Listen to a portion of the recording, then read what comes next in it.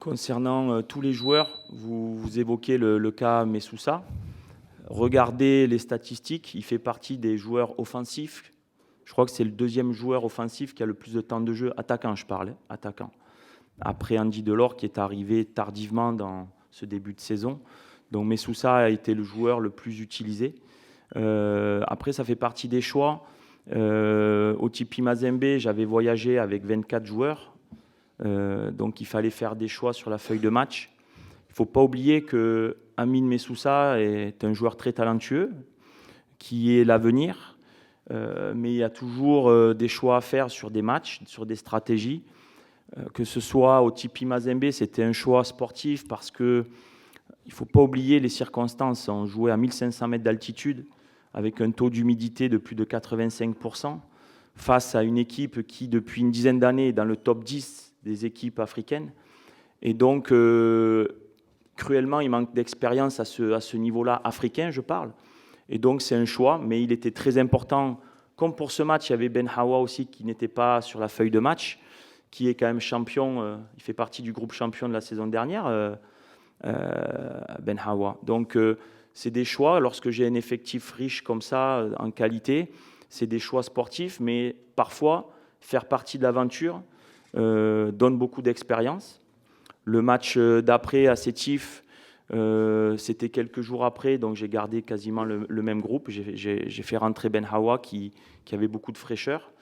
Donc il n'y a aucun problème avec Amine. Forcément, en tant que joueur, c'est un jeune joueur, il a été déçu parce que c'était la première fois, on va dire les deux premières fois sur la semaine dernière au Tipi Mazembe et à Sétif qui n'étaient pas dans le groupe.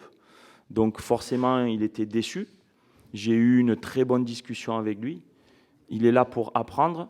La consigne était très claire lorsqu'on a pris Amine de Lille. J'ai entraîné Lille, le LOSC, donc je connais très bien les dirigeants. Lorsqu'on a recruté Amine, c'était très clair il a signé 3 ans. C'est un joueur pétri de talent, mais qui n'est pas encore un joueur fini. C'est un jeune joueur, il est arrivé, il avait 19 ans et demi au club. Il faut encore qu'il travaille. Et donc, c'est un joueur qui, je pense, est l'avenir parce qu'il est pétri de talent. Il respire le football. Mais il a encore beaucoup de travail à faire. Il le sait. Et donc, voilà, c'est des choix. Il faut aussi, en tant que coach, parfois préserver et protéger ses joueurs parce que peut-être le lancer dans le bain au Tipi Mazembe aurait été difficile. On a vu le match qu'il a pu faire à Renchla. Il a été combatif. Mais c'est des matchs difficiles où il faut être prêt. Et comme j'ai dit, parfois, vivre avec le groupe, vivre l'aventure au bord du terrain, sur le banc ou dans les tribunes, c'est déjà ressentir cette atmosphère. Et je suis sûr que ça va le faire progresser pour l'avenir. Mais comme je vous ai dit, ce n'est pas un cas isolé, c'est des choix. Après, dans la presse, ils disent chaque fois j'ai écarté un tel, j'ai écarté un tel. Dans la stratégie de communication, on décide parfois de ne pas communiquer pour ne pas donner aussi trop d'indices aux adversaires. Mais il n'y a aucun joueur qui n'est écarté du groupe.